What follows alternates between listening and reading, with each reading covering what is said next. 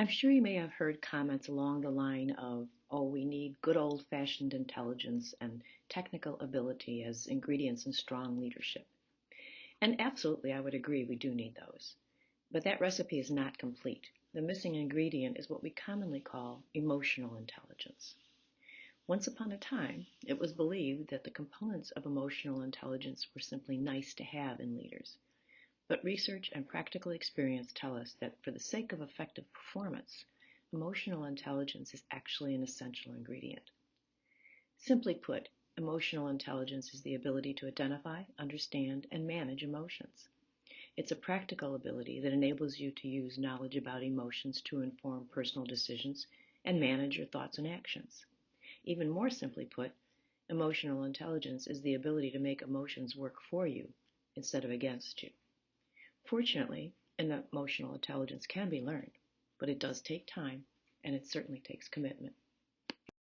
Most of us have probably read or heard stories about highly intelligent, highly skilled individuals who were promoted into leadership positions only to fail on the job. On the other hand, you may also have heard about an individual or two with solid, but not extraordinary intellectual abilities and technical skills being promoted into a leadership role and soaring to success. It's often apparent that different situations require different types of leadership, and Daniel Goleman's research found that the most effective leaders are alike in one crucial way. They all have a high degree of emotional intelligence.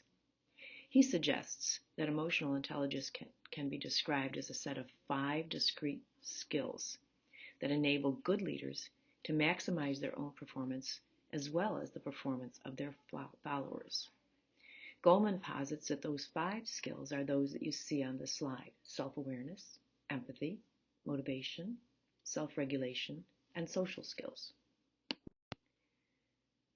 The emotional intelligence skills that have been described by Goleman and his colleagues are, first of all, that self-awareness, knowing one's own strengths, weaknesses, drives, values, and impact on others. There's also self-regulation, which really is essentially controlling or redirecting self-destructive impulses or moods. Motivation is relishing achievement for its own sake. Empathy is understanding other people's emotional makeup, and social skill involves building rapport with others to move them in a desired direction. Essentially, Goleman believes that we are all born with certain levels of emotional intelligence skills, and we can strengthen these skills through persistence, practice, and particularly with feedback from colleagues or coaches. Notice that the first 3 can be grouped under the umbrella of self-management, while the last 2 involve managing relationships. IQ and technical skills may be considered as threshold capabilities, in other words, entry-level requirements for leadership roles. Daniel Goleman's research, along with numerous other studies, point to the fact, however, that emotional intelligence is absolutely necessary for good leadership. In fact, an individual can have the best training in the world, an incisive and analytical mind, and even an endless supply of smart ideas, and still not be a great leader. We're going to shift here for a moment. I want you to meet Daniel Goleman and listen to his TED Talk. In this video, Daniel Goleman explains the best strategies to improve our emotional intelligence to create better long-term relationships. The table on this slide provides an overview of the 5 skills that Daniel Goleman has identified as the components of emotional intelligence in the workplace. Self-awareness is really about the basic ability to recognize, understand your own emotions, moods, drives, as well as their effect on other people. Self-regulation refers to one's ability to control and redirect impulses, moods, and also the propensity to withhold judgment, basically the ability to think before acting. Motivation is all about a passion for work, for reasons that go beyond money or status. A motivated person has a propensity to pursue goals with simply energy and persistence. Empathy, of course, is the ability to understand the emotional makeup of other people. It also includes the skill of treating other people according to their emotional reactions. Social skills include things like proficiency in managing relationships, building networks, the ability to find common ground, and most importantly, the ability to build rapport. There have been great debates around the question that asks if leaders are born or made.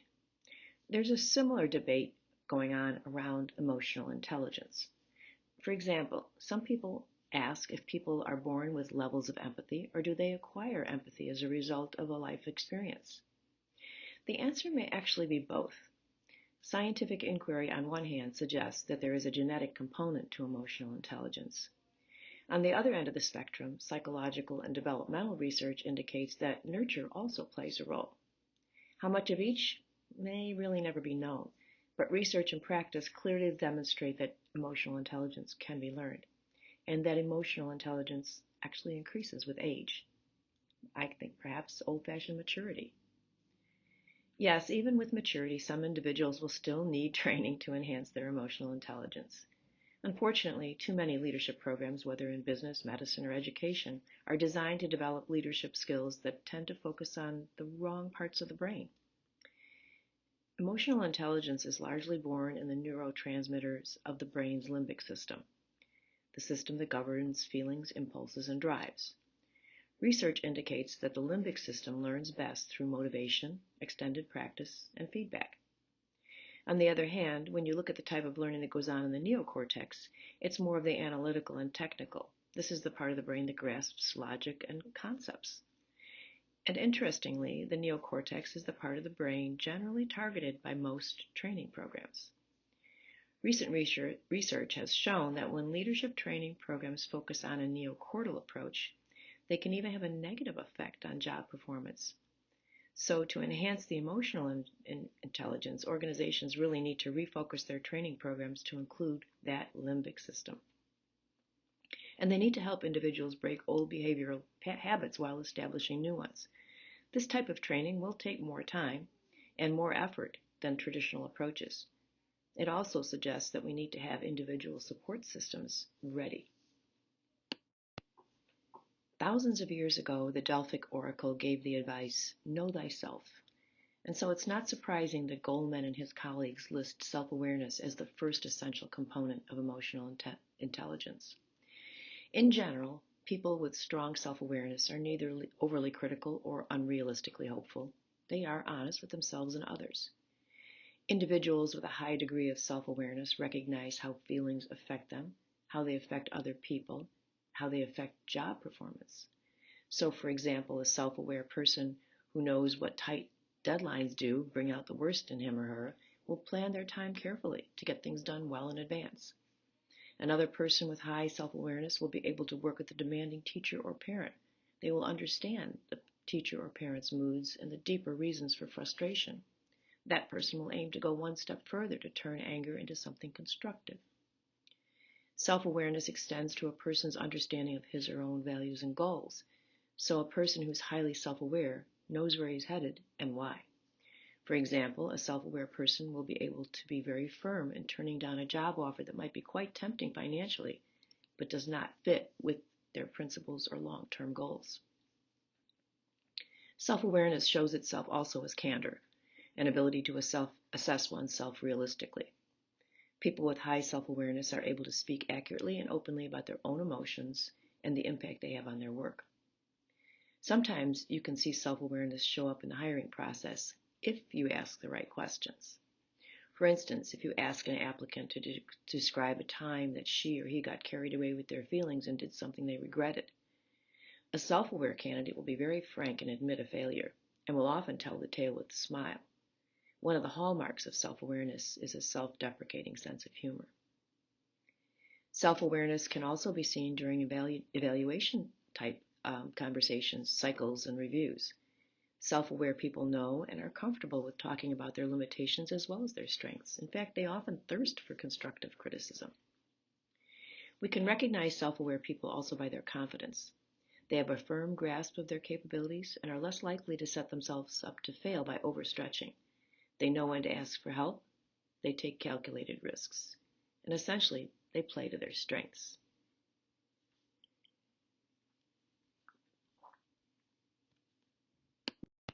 Biological impulses tend to drive our emotions. We really can't do away with them, but we can do much to manage them. Self-regulation can be compared to an ongoing inner conversation. It is a component of emotional intelligence that frees us from being prisoners of our feelings. Self-regulated individuals can feel bad moods and emotional impulses just like everyone else, but they find ways to control them and sometimes even to channel them in useful ways.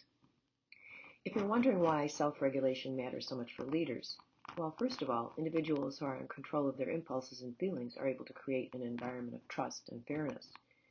Also, schools today are just rife with ambiguity, change, uncertainty, and people who have mastered their emotions are able to roll with it.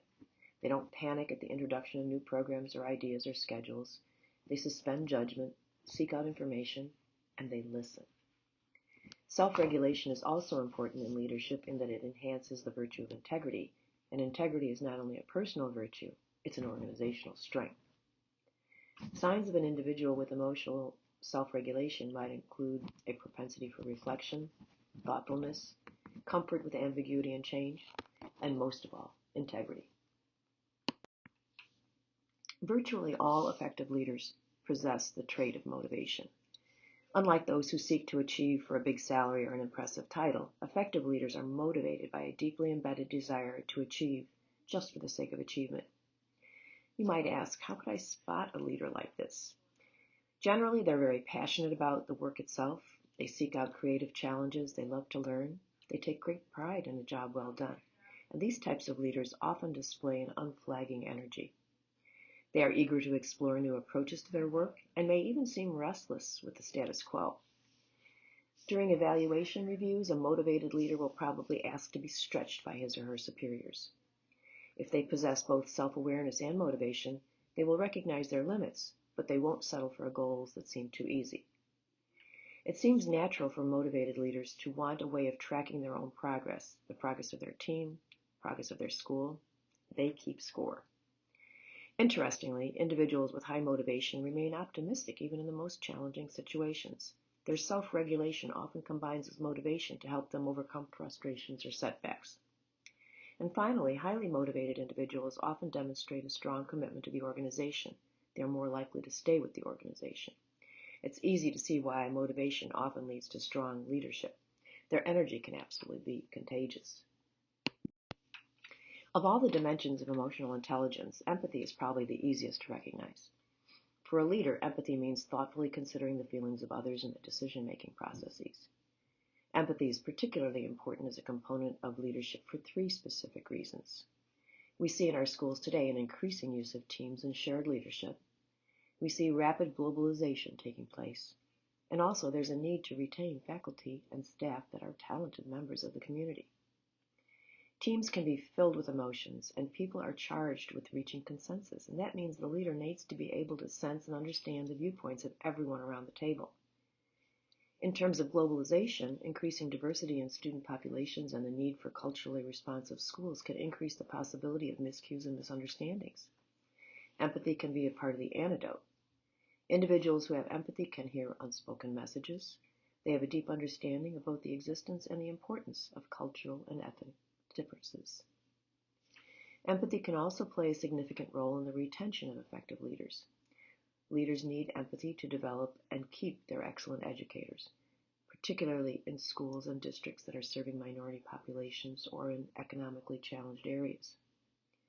Empathy can be seen in the way leaders coach and mentor in these types of environments. Research shows that effective coaching and mentoring pays off, not only in better job performance, but in increased job satisfaction and a decrease in turnover. Outstanding coaches and mentors sense how to give feedback, know when to push, and they know when to hold back. They can demonstrate empathy in action. Effective leaders do more than sympathize with people in their care. They use their empathy and knowledge to improve their schools in subtle but very important ways. The first three components of emotional intelligence are under that umbrella of self-management skills. And the last two, empathy and social skills, are concerned with relationships. Social skills are not simply a matter of being friendly, but social skills may be thought of friendliness with a purpose. These skills that allow you to move people in the direction you want and that are trying to move forward with. Socially skilled people have a knack for finding common ground with people of all kinds. They simply know how to build rapport. People with social skills work under the assumption that nothing important gets done alone. And leaders with social skills have networks already in place and are ready when a time for action arises. Social skills could be considered the culmination of all the other dimensions of emotional intelligence. Leaders tend to be very effective at managing relationships when they can understand and control their own emotions and can empathize with the feelings of others.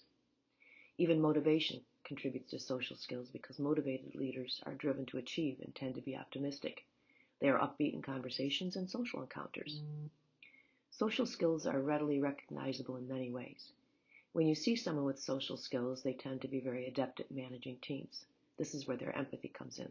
They are expert persuaders. This is where self-awareness and self-regulation join empathy. They are also excellent and passionate collaborators. And here is where they are motivated. We know intuitively that leaders need to manage relationships effectively and that no leader is an island. An effective leader's main task is to get the work done through other people. Social skills make that possible. One may say that social skills allow leaders to put their emotional intelligence into practice. That being said, it would be negligent, it would be wrong to say that good old-fashioned intelligence and technical ability are not important ingredients in strong leadership. But again, the recipe would be incomplete without emotional intelligence. It's important to remember that emotional intelligence can be learned. It does take time. It does take commitment. But the benefits that come from having a well-developed emotional intelligence make it worth the effort not only for the leader, but for the entire organization. Now that you've been introduced to Daniel Goleman's components of emotional intelligence, it's time to test your own emotional intelligence using the self-assessment that you will find at this link. Once you've calculated your score, make sure that you scroll down to review the section on score interpretation and the characteristics of emotional intelligence. Based on the results of this assessment, take some time in your notebook or journal to make a list of the goals that you're going to set for yourself moving forward. Author Justin Bariso offers a number of methods that are useful to help manage your emotional reactions and what can help you actually to make wiser decisions and perhaps avoid saying and doing things you'll later regret. First, he talks about the pause. The pause is the most important of all the emotional tools in your toolbox. To pause, you must take time to stop and think before you speak or act. Doing so can prevent you from saying or doing something you'll later regret. But the pause isn't only effective when dealing with upsetting situations. Often, we're tempted to jump on opportunities that look really good at the time, but we really haven't thought them through. Have you ever found that when you're shopping, you tend to overspend when you're in a good mood, or perhaps when you're in a bad mood? If you use the pause to help you identify the mood and determine if you really want to make the purchase, it may help you to make decisions that you won't regret later on. Justin suggests that if you're feeling that you're beginning to respond emotionally to a situation, pause. When you're upset, you might find it very helpful to just count silently from 1 to 10. If it's possible, it's even better to go for a short walk. Once you've had a chance to calm down, you can come back to the situation and decide how you want to move forward. The next tool he discusses is volume. When you communicate, your conversation partner will often react in the same style or tone that you choose. If you speak in a calm, rational voice, they tend to respond similarly. Yell or scream, and they will probably start yelling and screaming too. So here's where your volume control comes in. If you need to have an emotionally charged conversation, speak in a way that is calm and collected.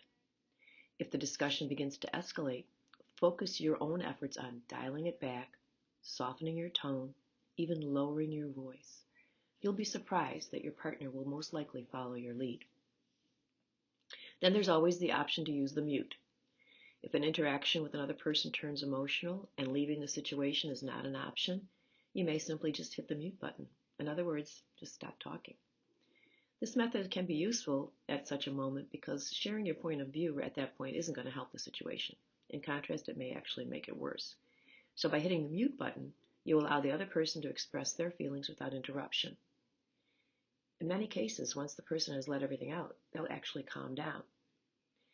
He suggests that you take a deep breath, remind yourself that both your mood and that of your partner are temporary, and remember that much of what they say at this point is probably extreme or exaggerate, so it's good to resist the urge to respond in kind. Now, recording is actually concentrated listening with the intent to learn more about the other person's perspective. In other words, don't listen to help figure out how to reply. Instead, listen to understand. As you tune in to the other person, resist the urge to judge, offer advice, or even try to identify the underlying problems and solutions. Simply focus on gathering information. The goal is to gain insight, to learn more about how the other person sees you, how they see themselves, how they see the situation.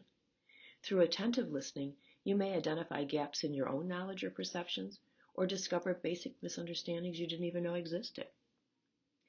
Rewind is also another option.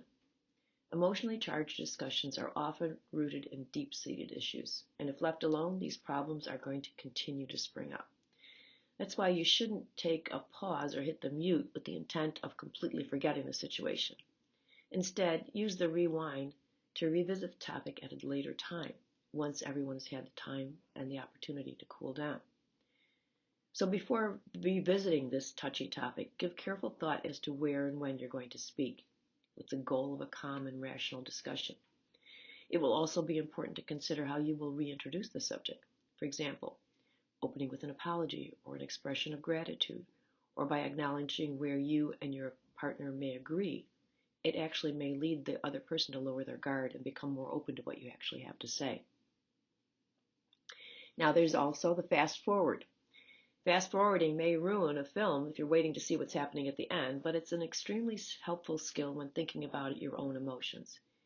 If you find yourself in an emotionally charged moment, try to step back and think forward to the consequences of your action, both short-term and long-term. For example, you can think of a colleague that maybe is showing a romantic interest in you, despite your clear expression that you're in a happy relationship and not interested. But one day, after a big fight with your partner, you think differently, and those advances might be flattering and tempting. Now, that would be a typical time to fast forward. Forget about how you feel in the moment.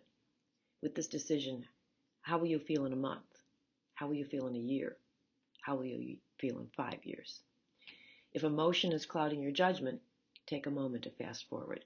It can help you achieve clarity of mind and make sound decisions that you're proud of. Finally, there's the trailer. The trailer is useful when trying to get motivated or fight the tendency to procrastinate. While you might not be motivated to dedicate 90 minutes or more of watching something that you know nothing about, you're probably willing to watch a short trailer. So similarly, a 5-minute trailer or a preview of a task can convince your mind that it's actually worth following through. The trailer is actually another name for an old cognitive behavioral therapy trick known as the 5-minute rule. So here's how it would work. Force yourself to work on a task for just 5 minutes, with the understanding that you can quit after 5 minutes if you wish. More often than not, you'll be motivated to keep going. The trailer works because getting started on a major task is often the hardest part.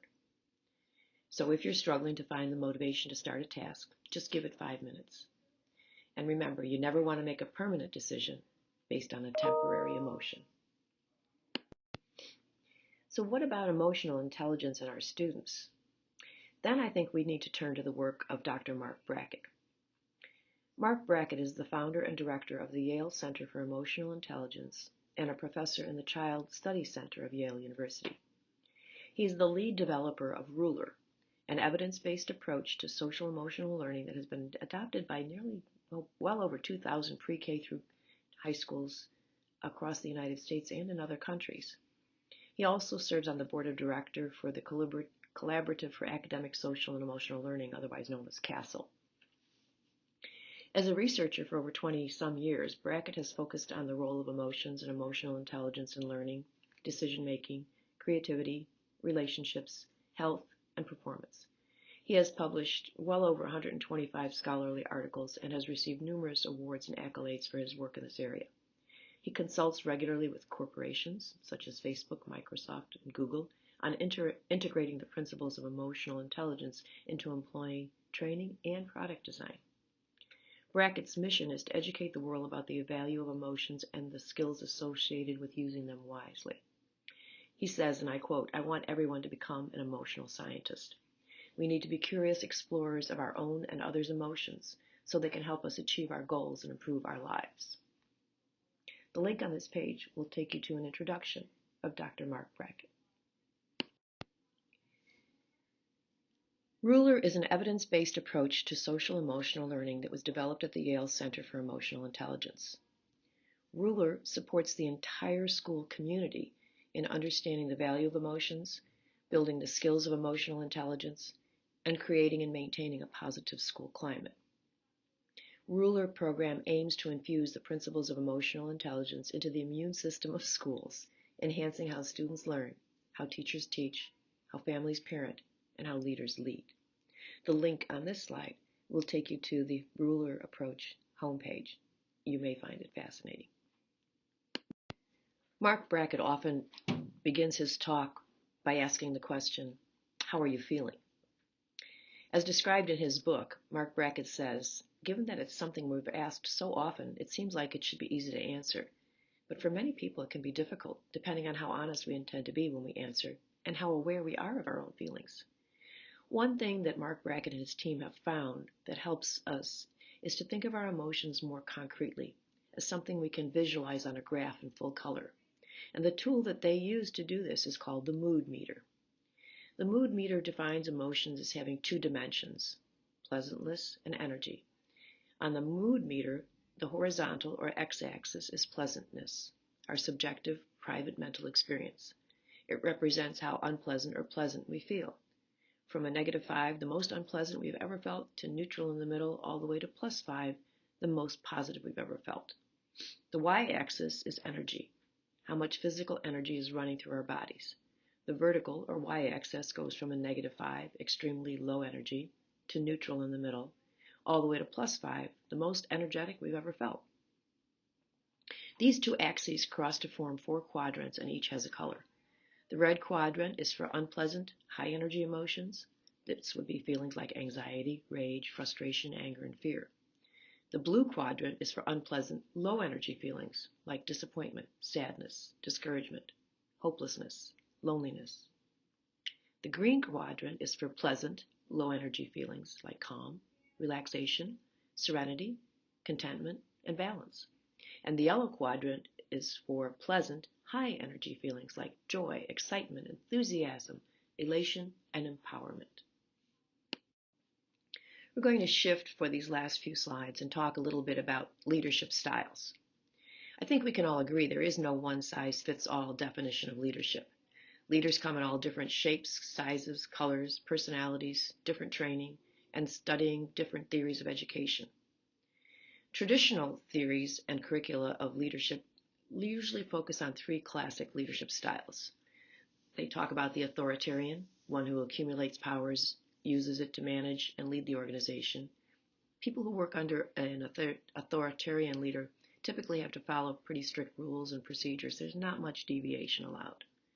We also have participative leaders that empower those they work with to be creative. They allow their followers to offer suggestions and opinions, and they often encourage those who work with them to provide input on high-level decisions. And then we have the laissez-faire, loosely translated as let them do as they will.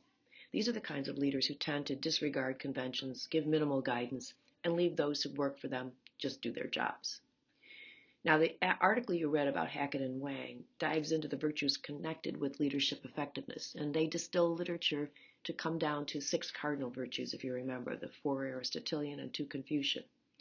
Then they apply these virtues to 7 discrete leadership styles, with the aim of informing leadership preparation programs. And you know by now, here at North Central, we've made a choice to expose you to a wide variety of different leadership styles. But we do honestly place a particular emphasis on the moral, ethical, servant, and transformational leadership styles. As we see these styles of leadership, we feel they are ones that will help our candidates to go forward and build cultures of character in their future leadership roles. Most leaders demonstrate a combination or blend of these and other leadership styles.